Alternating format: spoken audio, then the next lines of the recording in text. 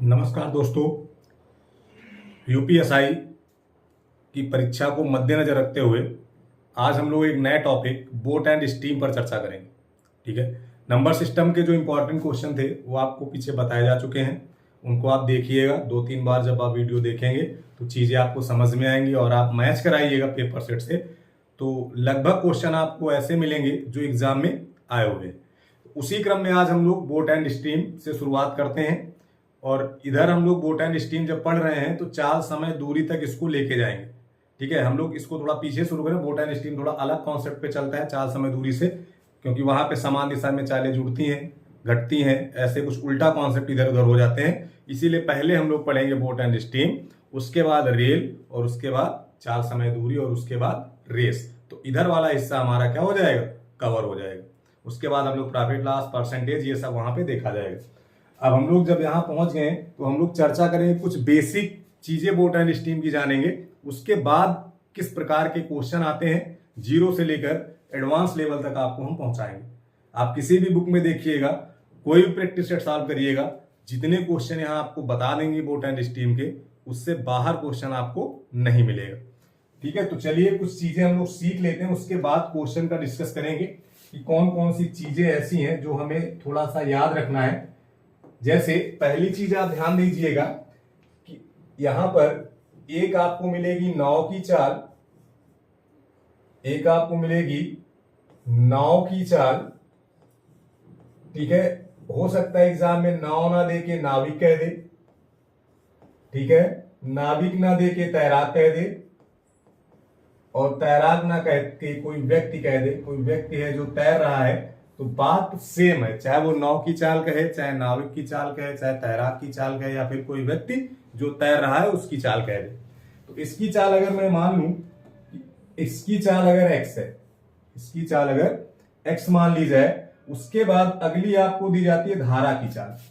किसकी चाल दी जाएगी भाई, धारा, धारा की चाल दी जाएगी। चलिए इसको दूसरे कलर से लिख दिया जाए, धारा की चाल, या फिर इसी को हम लोग कह सकते हैं बहाव, है ना। एक तो आपका होगा धारा की चाल, एक ये कह सकता है, या फिर इसी को कहा जा सकता है बहाव की चाल, है ना। जितनी तेज पानी बह रहा है वो भी बहाव है, और उसी को हम लोग धारा कहते हैं, करंट कहते हैं, स्ट्रीम कहते हैं, जो भी आप कहें। इसको मान लीजिए वाई कहा, है ना, इसको मान लीजिए वाई का। जनरली एक्स वाई इसलिए ले रहे हैं क्योंकि आगे क्वेश्चन में जब एक्स वाई रखा जाएगा तो एक दिमाग में कॉन्सेप्ट बन जाएगा कि एक्स हमारा जो है वो नाव की चाल होती है और वाई हमारी धारा की चाल होती है। दूसरी चीज आपको इसमें क्या ध्यान रखनी है, जब आप दूसरी चीज पढ़ेंगे तो दूसरी चीज जो आपको ध्यान रखनी है वो होती है कि डायरेक्शन। क्या ध्यान रखना है भाई, डायरेक्शन। तो डायरेक्शन की बात करते हैं। पहली डायरेक्शन आप मिलेगी धारा की दिशा में। किस दिशा में भाई, धारा की दिशा में। अब धारा की दिशा का मतलब होता है इंग्लिश में डाउन स्ट्रीम। क्या होता है, डाउन स्ट्रीम। धारा की दिशा को बोला जाता है डाउन स्ट्रीम। इसको अगर आप डिनोट करना चाहें तो डी से लिख सकते हैं, वैसे जरूरत इसकी कोई नहीं है, सब अभी वर्बल आप लगाएंगे जब सीख जाएंगे। और ये बराबर होता है हमारा x प्लस वाई के, यानी कि धारा की दिशा में या बहाव की दिशा में जब आप जाएंगे तो चालें क्या होंगी, जुड़ जाएंगी। सेकंड जो आपको मिलता है, सेकंड यहां से, वो आपका होता है धारा के अपोजिट, यानी जिसको कहते हैं धारा के विपरीत। जब धारा के विपरीत डायरेक्शन की बात करेगा तो इसको इंग्लिश में कहा जाता है अप स्ट्रीम। इंग्लिश में क्या बोलते हैं, अप स्ट्रीम। और जब अप स्ट्रीम की बात करता है तो इसको हम लोग यू से डिनोट कर ले रहे हैं। किससे डिनोट कर दिया जाए भाई, यू से। और ये बराबर होता है दोनों के माइनस के। और जब आप ट्रेन और चाल, समय, दूरी पढ़ते हैं तो यही चीजें बदल जाती हैं, है ना। यही चीजें क्या बदलती हैं, जब धारा विपरीत होती है तो चालें जुड़ जाती हैं वहां पर। और यहां पे क्या है, जब विपरीत है तो चालें घट रही हैं। तो सीधे ध्यान रखना, जब आप सतह को छोड़ देंगे, यानी बात पानी की होगी या हवा की होगी, तो वहां पर जब डायरेक्शन सेम होगी तो आप खुद फील करेंगे जिस डायरेक्शन में पानी जा रहा है उसी डायरेक्शन में आप जाएंगे तो आपकी चाल क्या होगी, बढ़ जाएगी। इसीलिए सेम डायरेक्शन में चालें जुड़ जाती हैं और अपोजिट डायरेक्शन में चालें घट जाती हैं। आगे आपको बहुत सारे क्वेश्चन मिलेंगे, तो देखो सिंपल सा एक कॉन्सेप्ट ध्यान रखना, अगर कभी भी आपको ये वैल्यू दे दी जाए, ठीक है, अगर कभी भी आपको ये वैल्यू दी जाए और ये वैल्यू दी जाए और आपसे नाव और धारा की चाल पूछी जाए, तो दोनों को जोड़कर 2 से भाग करोगे तो नाव मिलेगा और दोनों को घटाकर 2 से भाग करेंगे तो धारा मिलेगी। यानी एक तरीके से मैं ये भी कह सकता हूं कि x बराबर होता है d प्लस यू बाई 2, यानी कि down stream plus up stream, और y बराबर आप लिख सकते हो d माइनस यू बाई 2। ठीक है, यानी दो संख्याओं का योग, दो संख्याओं का अंतर, अगर आपको एक संख्या निकालनी है तो एक बार जोड़कर 2 से भाग कर दे तो बड़ी संख्या मिल जाएगी और घटाकर 2 से भाग कर देंगे तो छोटी संख्या मिल जाएगी। जो बड़ी संख्या होती है वो हमेशा नाव की चाल होती है, क्योंकि आपको पता है अगर नाव ज्यादा नहीं होगी तो वो धारा के अपोजिट डायरेक्शन में नहीं चल पाएगी, वो धारा के साथ ही क्या होने लगेगी, बहने लगेगी। इतनी बात क्लियर है। दूसरा जो आपको एक छोटा सा याद रखना है, कभी कभी वो डायरेक्ट एग्जाम में पूछ लेगा निम्न में से कौन सा संबंध सही है, तो वो कॉन्सेप्ट कहां लगेगा वो आप ध्यान दीजिएगा। वो कॉन्सेप्ट लगता कहां है, तो देखिए वो कॉन्सेप्ट लगेगा कहां। ठीक है, एक क्वेश्चन कभी कभी एग्जाम में आता है कि धारा की दिशा में ए से बी तक गया और फिर बी से ए तक वापस आ गया, तो जब जितना गया उतना ही वापस आया है, तो उस केस के लिए देखो कौन सा संबंध बन जाता है, तो उसको ध्यान रखिएगा। ठीक है, ये कॉन्सेप्ट कब लगेगा, जितना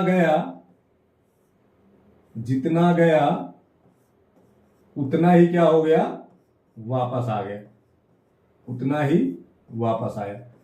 बात यहां तक समझ गए, जितना गए उतना ही क्या हो गए, वापस आ गए। तो जितना गए उतना ही वापस आ गए, तो एक चीज क्लियर है, एक बार धारा की दिशा में जाएंगे और एक बार धारा के विपरीत आएंगे। तो मान लीजिए कोई बिंदु आपके ए और बी दो थे, इनके बीच की दूरी डी थी, बीच की दूरी क्या थी, डी थी। जाते समय चालें जुड़ी होंगी, क्यों भाई, अगर ये डायरेक्शन इधर है तो जाते समय चालें क्या हुई, जुड़ गई, और अगर वापस आ रहे हैं तो चालें क्या हो गई, घट गई। इतनी बात क्लियर हो गई, इसमें कोई दिक्कत है। अब यहां से आपसे पूछा जाता है टाइम, आने जाने में कुल समय कितना लगा, और आपको पता है कि टाइम बराबर होता है डिस्टेंस अपॉन स्पीड, यानी समय बराबर होता है दूरी बटा चाल। अब जब समय बराबर होगा दूरी बटा चाल, तो देखो इक्वेशन कुछ हमारी इस प्रकार से बन के आएगी आपके सामने। दूरी कितनी है, d, जब d गए थे तो लगा था x प्लस वाई, और d आए हैं तो नीचे वाला हो जाएगा x माइनस वाई। जाने में समय आने में समय, तो कुल समय, यानी दोनों क्या हो गए, जुड़ गए, और ये कुल समय किसके बराबर हो गया, मान लो t के बराबर। ये इसलिए बताओ कि ये रिलेशन पूछा जाता है एग्जाम में, निम्न में कौन सा संबंध सही है। अब जैसे ही ये हो गया तो देखो अगर आप थोड़ा सा यहाँ पे ध्यान दें तो d कॉमन दिख रहा है भाई, और जब d कॉमन हो जाएगा तो यहां बनेगा 1 अपॉन एक्स प्लस वाई, और इधर बन जाएगा 1 अपॉन एक्स माइनस वाई। अब ध्यान दो, जब इसमें से इसको हल करेंगे तो ये भाई साहब इधर आएंगे, ये भाई साहब इधर जाएंगे, तो जब ये इधर आएगा तो y माइनस में रहेगा, और इधर भी जाएगा तो y माइनस में जाएगा। ठीक है, बात समझ रहे हो, कोई दिक्कत भाई, ये प्लस में है, इधर आया y माइनस, तो ये इधर भी गया तो यहाँ भी y क्या हो गया प्लस, वो प्लस माइनस क्या होगा, कैंसिल हो जाएगा। देखो वैल्यू आपकी, चलो थोड़ा डिस्क्राइब कर दे रहे हैं, नहीं फिर आपको दिक्कत हो जाएगी, एक लाइन लिखे दे रहे हैं। ठीक है, जब आप इसको सॉल्व करेंगे देखो ये बनेगा, ऊपर बनेगा x माइनस वाई, ये इधर जाएगा, ये किधर चला जाएगा, इस साइड में जब जाएगा तो इधर की वैल्यू बन जाएगी x माइनस वाई, इधर की बन जाएगी x प्लस वाई, बीच में साइन का आएगा है प्लस का, बटे में a plus b a minus b, यानी x square minus Y square, बराबर किसके, t के, और बाहर गुणा किसका है, d का, तो y से y कैंसिल। तो जब y से y कैंसिल हो गया तो रिलेशन जो बन के आता है वो हमारा बनता है 2dx upon X square minus Y square बराबर t। इसको एकदम अपने जहन में बैठा लेना, क्योंकि कभी कभी एग्जाम में डायरेक्ट पूछ लिया जाता है निम्न में कौन सा संबंध सही है। 2dx upon X square minus Y square बराबर t, और ये t क्या है, जाने में और आने में लगा कुल समय। ठीक है, इसी में दूसरा रिलेशन अगर बनेगा, उसको आप नोट कर लें, जरूरत पड़ेगी नहीं, लेकिन आप ध्यान रखें ये सारी चीजें पहले पेज में आपको बताई गई, इसको आप कहीं ना कहीं नोट जरूर कर लेना। दूसरा रिलेशन क्या बनता है कि जाने में लगा समय और आने में लगे समय का जब अंतर दिया जाए, जैसे कहे जाने में लगा समय आने में लगे समय से 50 घंटे कम है, 20 घंटे कम है, जब अंतर की बात करेगा तब इसको कैसे लगाते हैं। यहां पर जो टी है ये कुल समय है, ये कौन सा समय है, कुल समय है, और यहां पर जो टी होगा वो अंतर होगा। कॉन्सेप्ट क्या रहेगा यहां पे, जाने और आने, जाने और आने में लगे समय का अंतर हो, तब समय का अंतर पूछे, क्या पूछा जाए, अंतर पूछे, तब क्या कॉन्सेप्ट बनेगा। तो देखो जब जाने और आने के समय का अंतर पूछेगा, एक चीज तो क्लियर है कि दूरी तो डी ही जानी है, बात समझ रहे हैं। अब ध्यान दो, अगर बटे वाली वैल्यू छोटी होगी तो समय ज्यादा लगेगा, तो छोटा कब होगा, जब घटा होगा, तो x माइनस वाई, और इधर क्या हो गया x प्लस वाई, दोनों का अंतर पूछा, यानी मान लो t रहा होगा।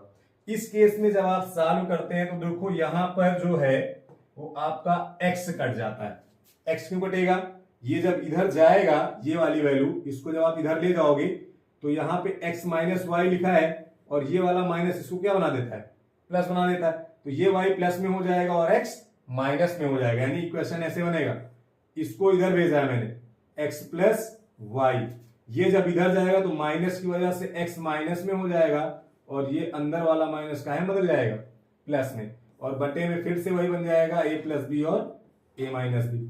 अब ध्यान दो यहां पे d कॉमन था तो d बाहर आ गया, और ये बराबर किसके हो गया, t के, तो x से x कैंसिल हो गया, यानी यहां से जो रिलेशन बनता है वो रिलेशन आपका बन के आता है 2dy upon X square minus Y square बराबर t। ठीक है, यहां पे जो t दिया गया है, यहां पर ये जो t निकला है ये कौन सा t है, समय का अंतर है, समय का क्या है, ये अंतर है। ये ध्यान रखना, ये दोनों रिलेशन जो हैं वो एग्जाम में कभी कभी डायरेक्ट पूछ लिए जाते हैं, तो आपको ये पता होना चाहिए। बस बोट एंड स्टीम की जितनी कहानी है बस यही है, बाकी आपको आगे कुछ करना नहीं, सब यहीं से लगते हैं। बात समझ में आ गई, तो आई होप आप इसको कहीं पे नोट कर लेना, जो डायरेक्ट क्वेश्चन आपके बनते हैं कभी रिलेशन वाले, एक रिलेशन आपका ये हो गया और एक रिलेशन आपका ये हो गया। चलिए अब क्वेश्चन पे बढ़ते हैं। टाइप 1, टाइप 1 बिल्कुल आसान है, कुछ भी नहीं करना है। क्या दिया गया, शांत जल में नाव की चाल 5 घंटे तथा धारा की चाल 2 किलोमीटर पर आवर है, तो धारा की दिशा, अब धारा की दिशा में जाएंगे तो चालें क्या होंगी दोस्त, जुड़ जाएंगी, तो 5 2 कितना हो जाएगा, 7 हो जाएगा, ये ऑप्शन सही हो जाएगा।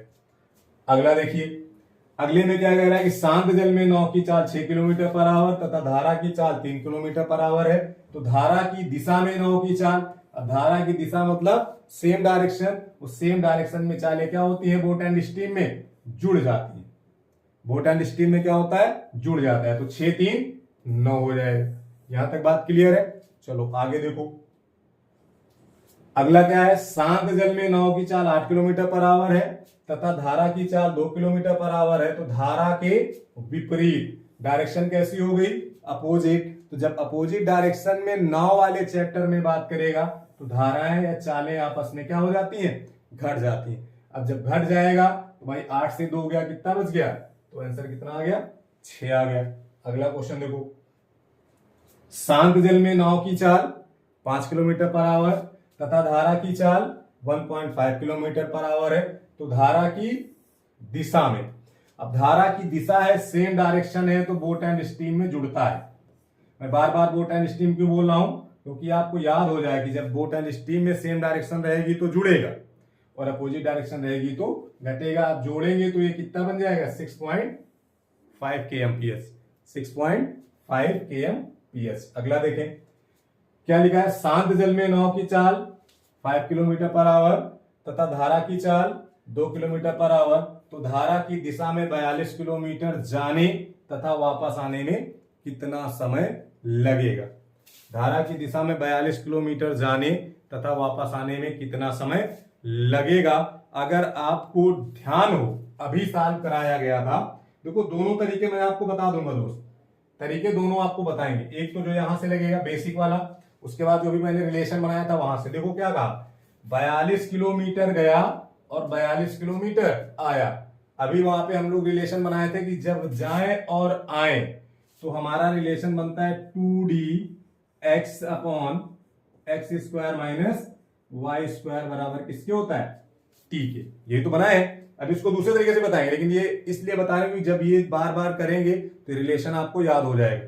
अब देखो 2 का 2 रहेगा, डिस्टेंस है 42, x मतलब 9 और 9 की चाल कितनी है 5।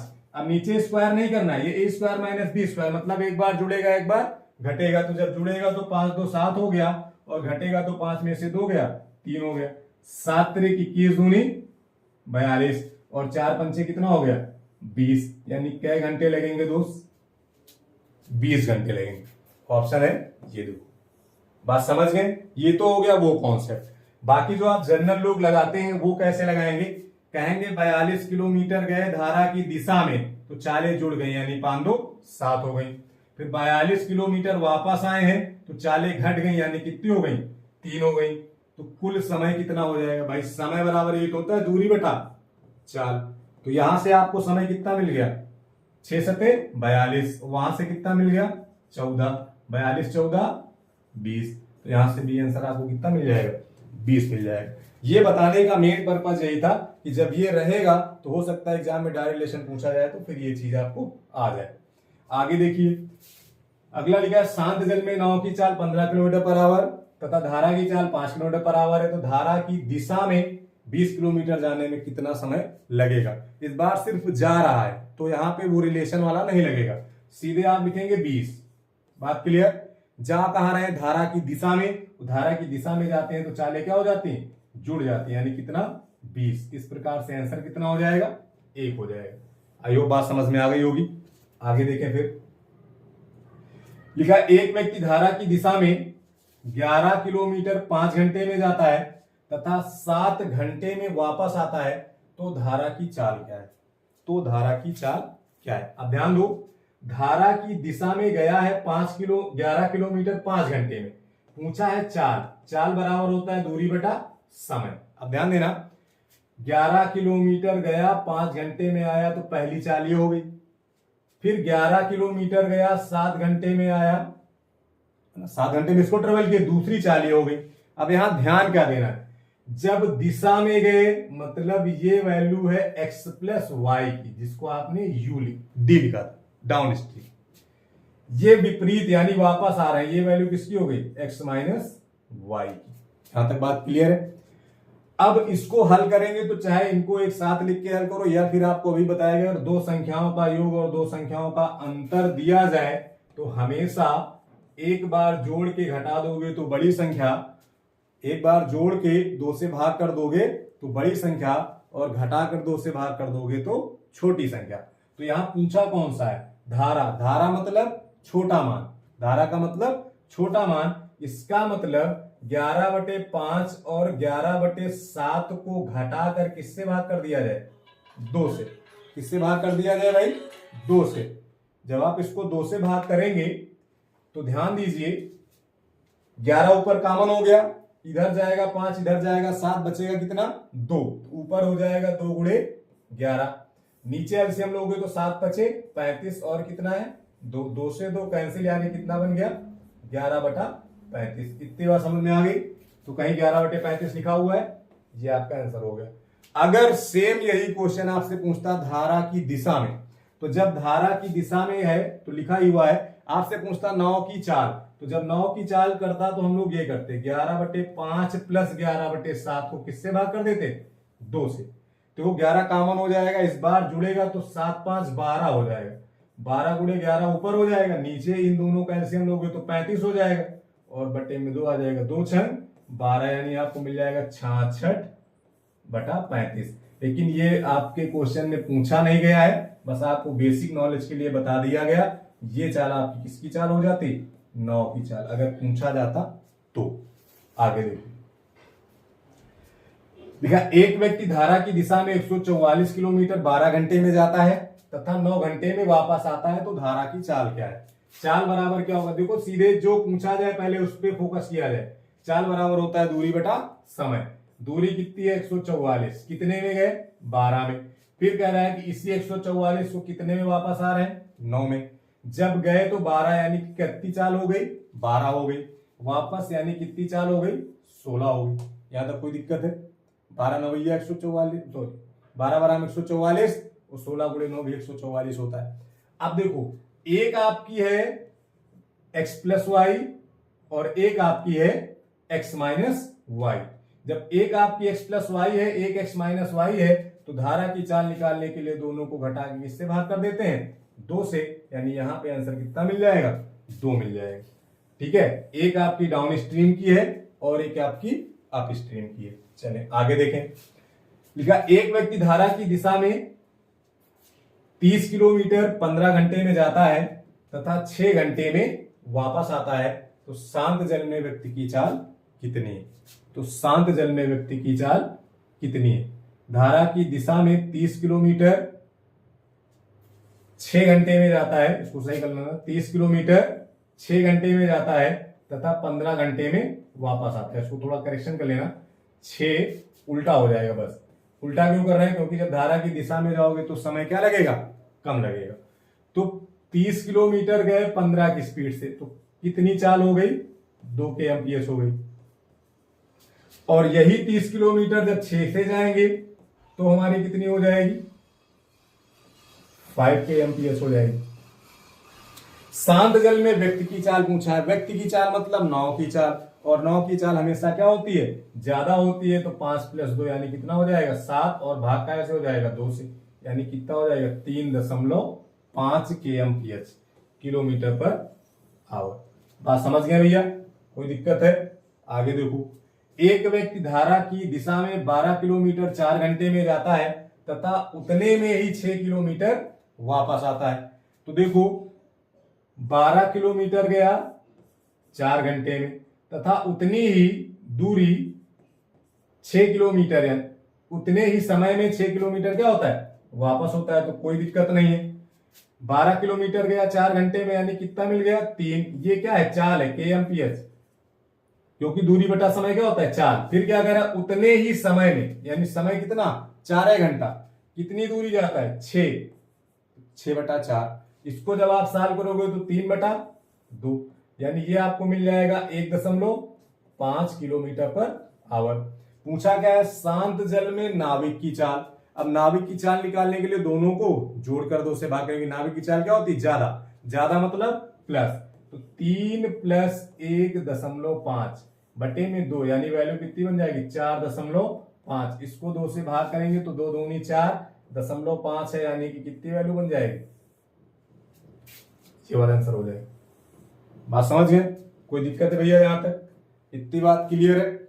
अब जब ये हो गया तो बोट एंड स्टीम का आप देख रहे हैं 3 टाइप आपके क्या हो गए खत्म हो गए। बोट एंड स्टीम के कितने टाइप खत्म हो गए 3। तो जब 3 टाइप आपके खत्म हो गए हैं तो अब आपको जो अगला टाइप बताना है वो आपको बताया जाएगा अगली क्लास में। 8 टाइप है कुल, ठीक है। 3 टाइप आपके खत्म हो गए, 5 बचे हुए हैं। तो अगली क्लास में 3 और बता देंगे और उसके अगली क्लास में 2, फिर आपको उसकी प्रैक्टिस करा दी जाएगी। बात समझ में आ गई। तो आज की क्लास हम लोग यहीं तक रोकते हैं। बाकी और अच्छे अच्छे क्वेश्चन से और जो इंपॉर्टेंट क्वेश्चन है जो एग्जाम में आए हुए हैं वो आपको प्रैक्टिस में श्योर मिलेंगे, यहां भी मिलेंगे। तो आप क्लास मिस मत करिएगा, डेली आप क्लास करिए और श्योरिटी है कि आपको एग्जाम में यहां से क्वेश्चन जरूर मिलेगा। तो आप मिलते हैं कल नेक्स्ट डे, तब तक के लिए धन्यवाद।